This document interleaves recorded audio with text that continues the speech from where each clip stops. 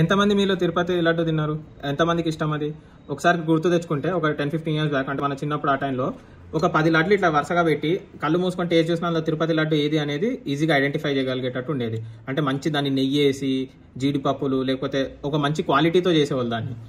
వేరే గుళ్ళల్లోనేమో కొంచెం కర్పూరం వేస్తారు, లేకపోతే షుగర్ బిల్లలు వేస్తారు. అట్లా ఈజీగా ఐడెంటిఫై చేయగలిగే వాళ్ళము ఏది తిరుపతి లడ్డు అంటే ఇది, వేరే లడ్డు ఏది అని. కళ్ళు మూసుకొని అయినా తిని చెప్పొచ్చు తిరుపతి లడ్డు అంటే ఏది అని. ఈ మధ్య తిరుపతి వరల్డ్ లో one of the richest temples, world most income ఉన్న టెంపుల్ అని చెప్తున్నారు కదా. అంటే ఆదాయం పెరిగిన కొద్దీ వీళ్ళకి లడ్డూలో క్వాలిటీ తగ్గిందా?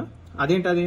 జనాలు ఎక్కువ వస్తున్నారు, డొనేషన్లు ఎక్కువ వస్తున్నాయి, హుండీ డబ్బులు ఎక్కువ వస్తున్నాయి. అంతా ఎక్కువ వచ్చినప్పుడు ఇంకా క్వాలిటీ ఇంకా మంచిగా మెయింటైన్ చేయాలి అండ్ అందరికీ అందుబాటులో ఉండేటట్టు చూడాలి. క్వాలిటీ తగ్గింది, సైజు కూడా తగ్గింది. ఒకప్పుడు సైజ్ పెద్దగా ఉండేది, ఇప్పుడు సైజ్ కూడా చిన్నగా చేశారు. లడ్డూ రేట్లు పెంచారు, క్వాలిటీ తగ్గించారు. మరి ఇంకా తిరుపతికి ఉన్న ఆ ప్రత్యేకత ఏముంది అందులో?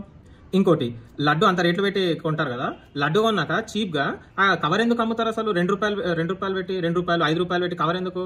అంటే లడ్డూకి కవర్ ఇవ్వాలి అనేది ఉండదా? అంటే వచ్చినోడు ఏమన్నా లడ్డు కొన్నాడు చేతిలో జేబులో పెట్టుకొని తీసుకెళ్తాడా?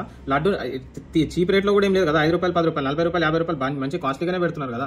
అందులో ₹2 తగ్గింది ఎందుకు మీకు? ఆ ₹2 ఎందుకు? లడ్డు ఫ్రీ చేయొచ్చు కదా. వరల్డ్ లో రిచెస్ట్ టెంపుల్, మోస్ట్ ఇన్కమ్ ఉన్న టెంపుల్ అని చెప్పేటప్పుడు అసలు ఆ వచ్చే డబ్బులన్నీ ఏం చేస్తున్నట్టు, ఎటుపోతున్నట్టు? కనీసం వచ్చే భక్తుడికి ఒక లడ్డు కూడా సరిగ్గా ఇయ్యలేనప్పుడు ఆ మనీ అంతా ఏం చేస్తున్నారు? జనాల చెవులో బాగా పెడుతున్నారు పెద్ద లడ్డు.